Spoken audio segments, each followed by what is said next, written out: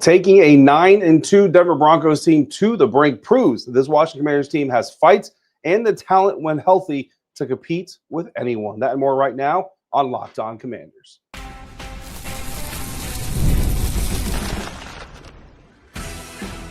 You are Locked On Commanders, your daily podcast on the Washington Commanders. Part of the Locked On Podcast Network, your team every day.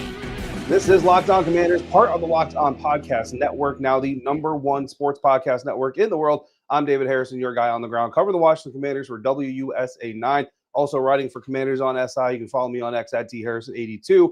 Coming up on today's episode, we're going to talk about why this team proved they can compete with anyone while Frankie Luvu's relentless energy helped spark a defense that refused to quit. But first, why taking a 9-2 team to the brink that proves that this roster not only has fight, but the talent when healthy to compete. All that coming up on today's episode of Locked On Commanders, proud part of the Locked On Podcast Network, your team every day. And today's episode is brought to you by Game Time. Download the Game Time app, create your account, use the promo code Locked On NFL to get $20 off your first purchase. We're going to start off this episode by talking about winning time moments, right? The Washington Commanders have not had a lot of winning time moments go their way this season. Certainly Sunday night, week 13, they had some more, or well, at least one specific winning time moment not go their way. But the overall takeaway from this week 13 game, even though it does lead to a 7-game losing streak, Washington Commanders now 3-9 on the season, taking a 9-2 Denver Broncos team, now 10-2 because of the win.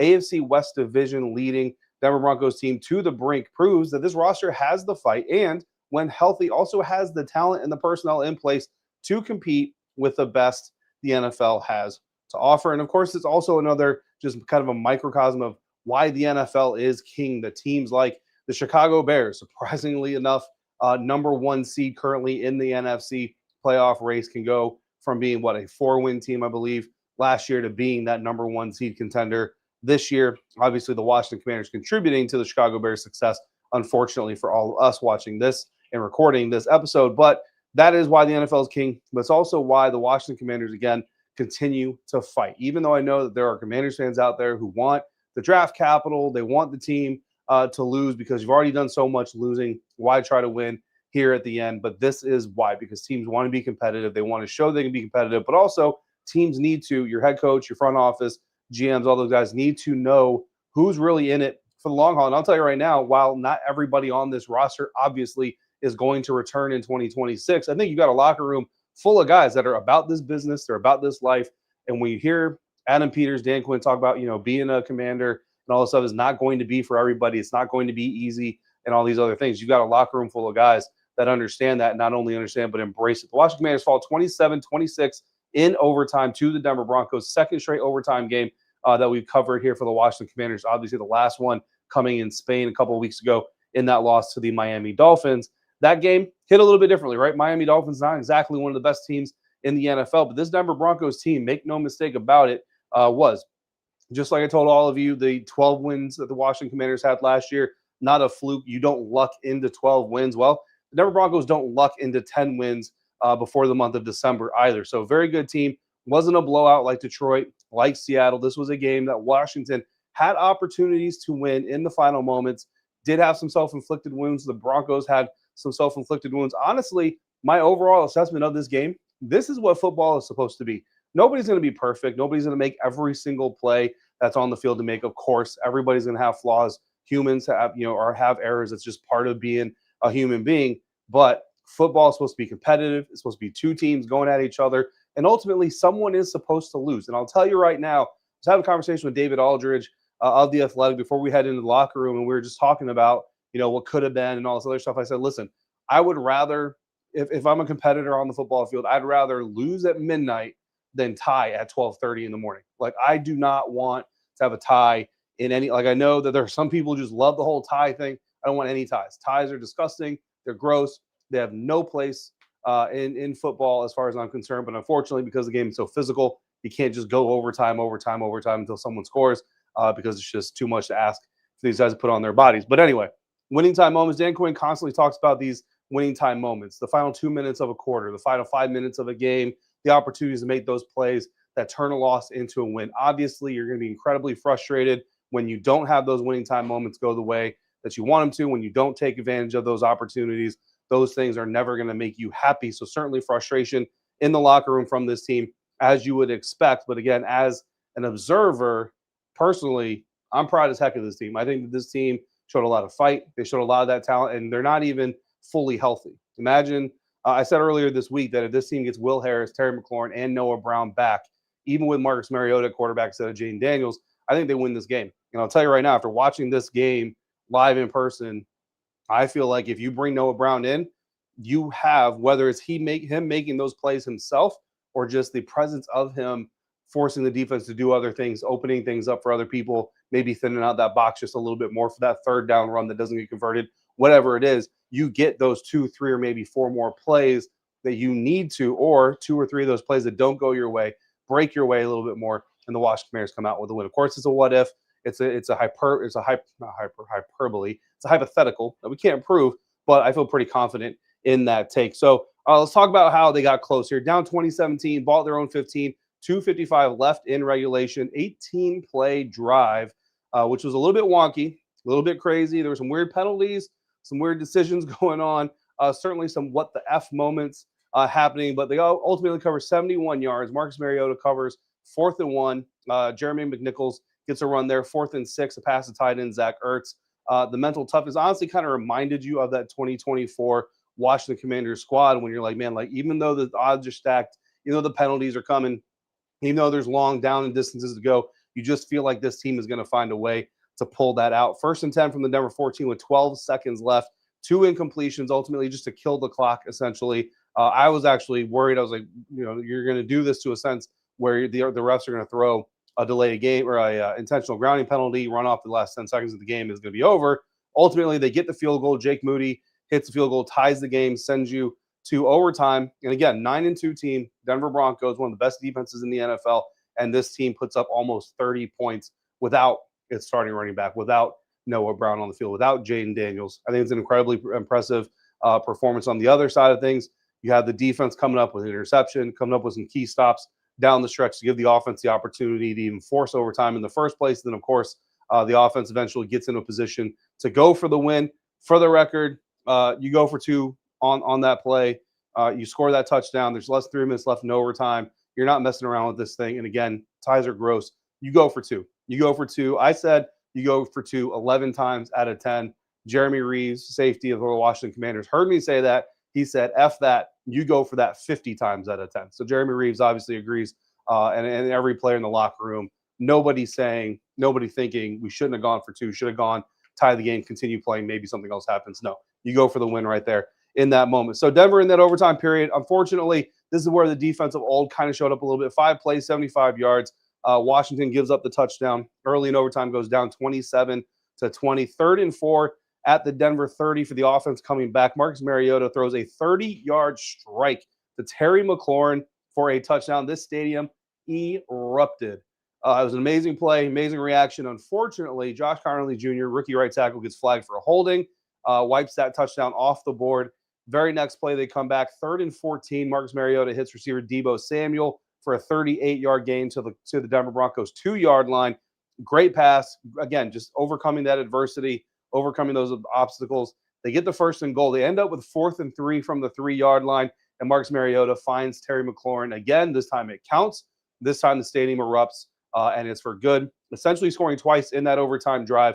Again, just showing that ability, showing that talent is there. And again, they're talking about a team that's not even fully healthy. Jaden Daniels, well, at that point, he was field level, but for the most part, up in the owner's box watching the game. And then, of course, that final decision to go for 2, down 27-26.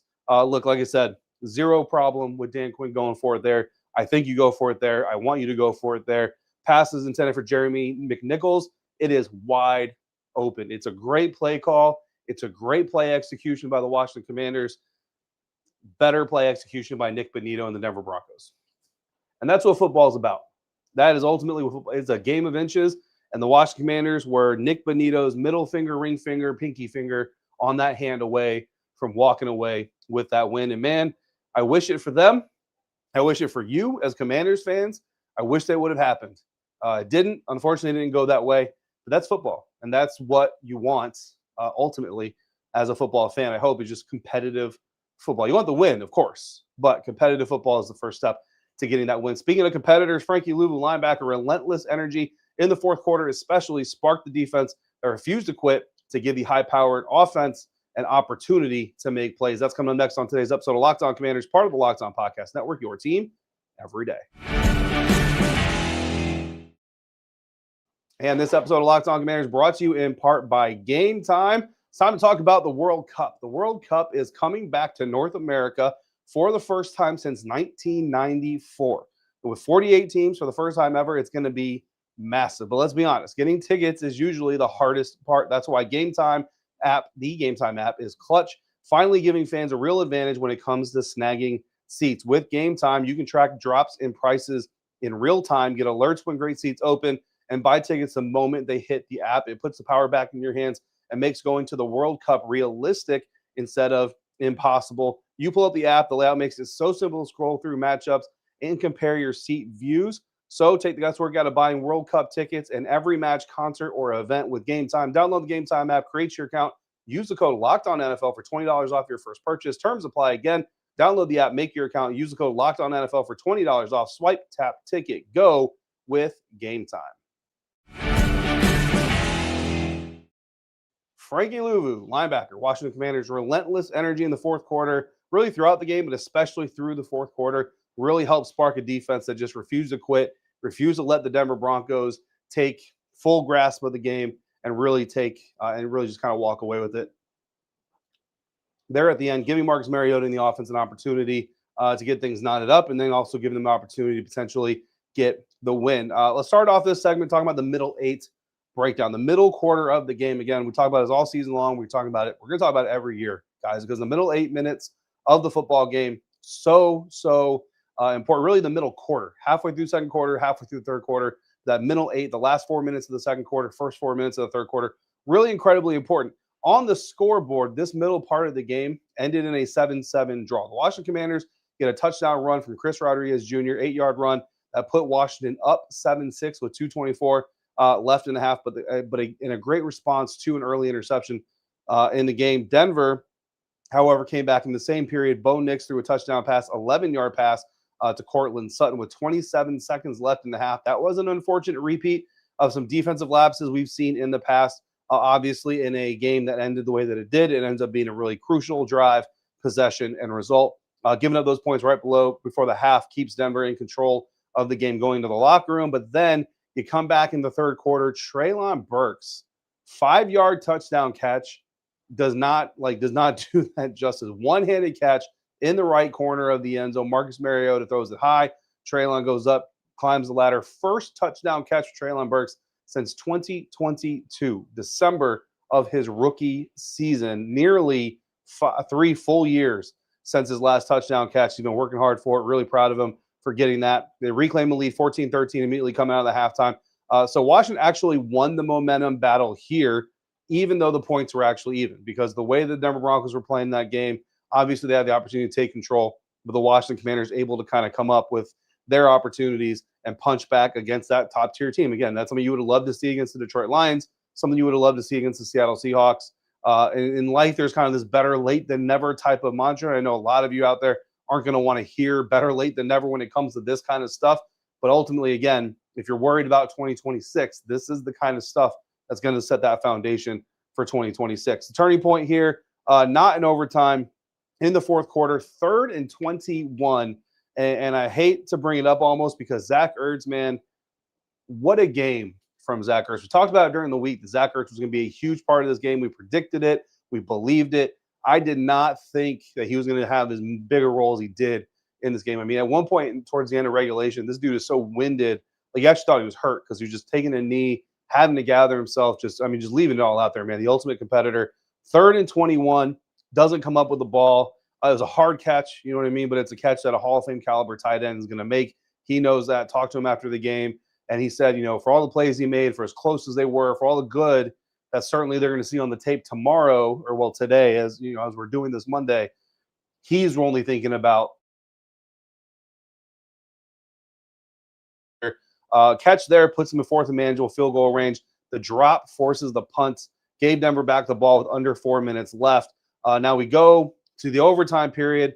This veteran mistake really forces the defense to try to make a perfect stand, just puts even more pressure on them in that final drive of regulation. So you hate to see that for Zach. Obviously, you hate to see it just overall for the entire team. So I know the team lost. So no game balls, nothing like that. Honestly, we've kind of gone away from the game balls and the stars of the game and all that stuff anyway.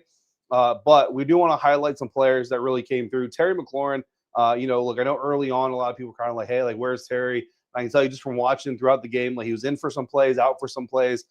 We'll talk to Dan Quinn. WSA 9 has the one-on-one with Dan Quinn every Monday, so we'll talk to him tomorrow.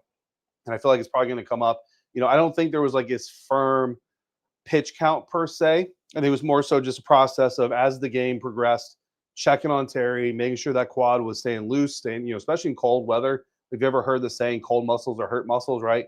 Playing in the cold weather, doing all those things. You want to make sure that quad is loose. And then as it got towards the end of the game and those winning time moments, quote unquote, Terry's the type of veteran receiver, like, you're not going to keep him off the field for very long. And I think that's just kind of what happened, is ultimately you get him up there. He gets very, very involved there towards the end of the game, catches a game-winning touchdown twice, basically, a potential game-winning touchdown twice, basically, in overtime.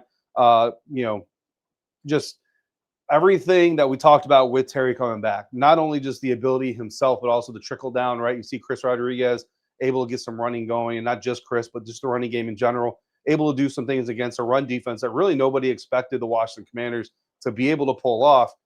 That is a direct, there is a direct correlation between Terry's presence on the field in the game plan and Chris and those guys having that success in the run game against this defense specifically. So I think that's all very important. So again, Terry, even though he's only been able to play, this is the 5th game of the year. When he's on the field, he shows that value that people question sometimes. He shows it. Again, you know what? I'm not even going to rehash what happened in the offseason. We're past that. Defensively, Frankie Luvu, like I talked about at the top of the segment, had a big 3rd down sack in the 4th quarter, chasing down Bo Nix. Big-time defensive play, forced a punt, gave the offense back the ball for the final drive of regulation. Without Frankie Luvu getting that sack, without Frankie Luvu having that energy, digging down deep. Again, this is a long game. It's cold out here, right? Those muscles are zapped. Finding that ability to go out there. This game ends 20-17, and the Washington Commanders walk away losers in regulation. And, to some that might not matter, but to me it makes the world of difference. Honorable mention has to go to Chris Rodriguez Jr., now tied for the team lead in rushing touchdowns. Treylon Burks also needs to get an honorable mention. First TD against his 2022. Next man mentality, whatever you want to call it, team mentality, on full display by the Washington Commanders here on Sunday night. So some individual brilliant matchups. Again, I know the team lost, and that's what they're going to focus on. But I think that as observers of this team, we can take the time to appreciate some of the good performances that went out there. And they certainly weren't the only ones, but just some of the ones that we want to talk about. There were some negatives, of course. There were some penalties.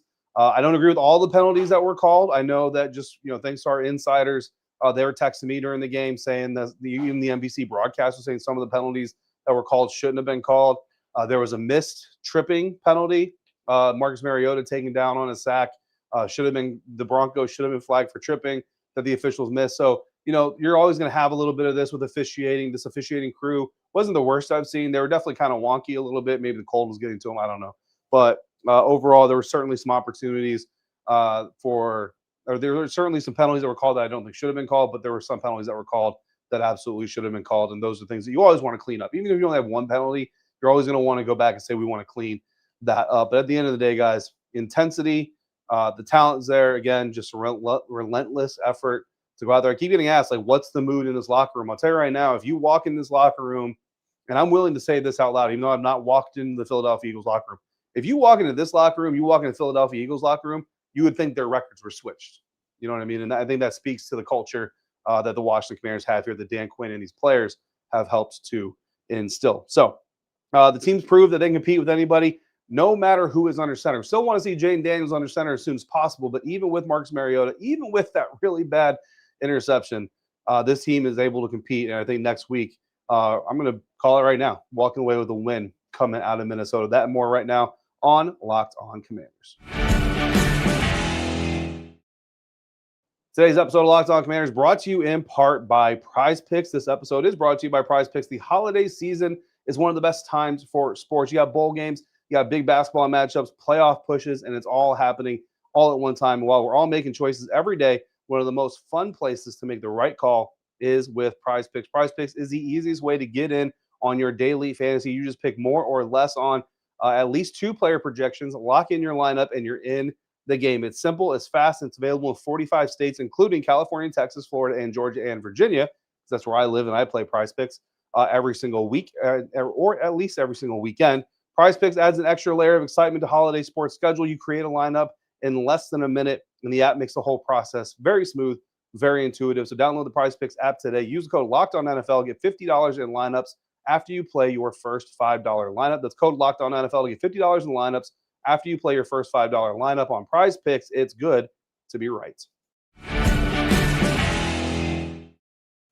The Washington Commanders, been talking about this all episode, prove they can compete with anyone when they play the level of intensity and the level of discipline, even with some of the mistakes, even with some of the penalties that they did, no matter who's under center, whether it's Marcus Mariota or Jaden Daniels. Now, clearly, Jaden Daniels gives them the higher ceiling. Yes, you would love for Marcus Mariota not to throw that interception in the red zone that he throws, but you still see evidence that they have the potential to win with Marcus, with Jaden. Some discipline issues, some burning questions here coming out of this game for the offense. Is the winning time failure a talent issue or discipline issue? I think it's clearly a discipline issue. You do have the Josh Hurley Jr. holding penalty. You end up getting that touchdown back, right? But there's always just kind of the question in time, and there's no way to quantify it. But, like, what is the play call? How does that impact the defense? Like, that little bit of get back for them, all those things, they all kind of play. And you saw that Marcus Mariota interception in the red zone early in the game. Obviously, you end up in a tie game, getting even a field goal there. Does that tip the scales enough to where the Commanders actually win this thing in regulation? All those things. So you want to try to avoid those things. Of course, the Zach Ertz drop, which I don't really chalk up to discipline, to be quite honest with you. I chalk that up to a veteran player who just was working his butt off. And it's just going to happen, man. You're not going to bring every single play in. The offense, man, I mean, again, they moved the ball effectively against the number 1 defense in the NFL in total yards. But they had 389 total yards, 25 first downs in this game. I think it's amazing. Talent definitely wasn't the problem. Certainly some focus lapses, things like that, that you can clean up. But I think both sides of this contest would say that they had those things. On defense, can this defense survive without its stars in crunch time? I think that, yes, like, they can do enough. But that's kind of the point here is, like, you see what they did against the Denver Broncos. Denver Broncos offense is not a juggernaut. They're not considered one of the best in the league by any means. But you also have to remember this is a defense. They got Will Harris back. First game back. Love seeing Will out there. I think he made a lot of good plays for this team. I know he felt good being back out there for his team. But they're still missing their best edge setter, Dietrich Wise Jr. They're still missing their best pass rusher, Dorrance Armstrong. And they're playing with Jonathan Jones as a perimeter corner. And, whether it's Trey Amos, whether it's Marshawn Lattimore, like, you know what I mean? There's definitely a better option there that's supposed to be out there on this roster. And with DQ and what he's doing, managing this defense, he's putting them all just in much better places. I will tell you this, and we'll talk about this more tomorrow. Mikey Sainristil is an outside cornerback. Like this needs to be put to bed. Mikey Sainristil is an outside cornerback. He needs to stay outside, and this team needs to go find a new slot for next year when that time comes. Mikey Sainristil, Trey Amos, those need to be your 2 outside corners next year. That's going to be my opinion. I don't think anybody's going to talk me off that ledge. So we'll see what it is. Road ahead, 3-9 record for the Washington Commanders. At the end of the day, that's who they are. And truthfully, there are still moments. Even though I come away very happy with what we saw, very proud of these guys for the fight they put out there against a very good Denver Broncos team, there are moments where you look back and you say, this is why you're a 3-9 team. This is why you're a 3-9 team this year. But there's also a lot of moments say, this is why you're not going to be a 3-9 team next year. This is why you're not going to finish 14, right? 14, I think, is what it would end up being. 7 straight losses, playoffs, mathematically, playoffs are still a thing. Realistically, playoffs are not a thing. Didn't feel like a blowout. Didn't feel nearly as defeated. And this one, I mean, it's 2:30 in the morning as we're wrapping this thing up, and I got juice. So it's a good moment, good game. I think the guys feel it in the locker room. Again, they don't want to embrace the silver linings, but I think there's just a natural understanding that, like, listen, things are on the uptick. Is it too little too late for 2025? Sure. But the Washington Commanders aren't going away after 2025. Like, the Washington Commanders are not a finite resource. They're going to be here in 2026. They're going to be here in 2027. And everything that's happening right now, if this team wins a Super Bowl in the next 2, 3, 4, 5 years, things that are happening right now can help build that success. Anyway, I'm going to stop preaching now so you can go to bed. I'm going to go to bed. That's going to do it for today's episode. Next time on Locked On Commanders, we're going to dive further into this game not from a game perspective, but just from what we can take from it, listen from it. We're going to hear from Dan Quinn again before we talk again. So make sure you come back for all of that. In the meantime, if you want to hear even more from Locked On Commanders from myself, you can sign up to be a Locked On Commanders insider. Join subtext.com/LockedOnCommanders. You talk to me, I talk to you. You can contribute to our weekly mailbag episodes and even more all year long. For your next listen, check out the Locked On NFL podcast. Find out what the national media thinks about what happened Sunday night and also about what's going on around the rest of the league. Locked On NFL twice per day on YouTube or wherever you're listening to today's podcast. Until next time, if you're out and about, please stay safe, be kind to one another. Everydayers, I see you every day. I appreciate you every day, and I thank you again for coming through specifically today. We will talk again real soon right here on Locked On Commanders, part of the Locked On Podcast Network, your team every day.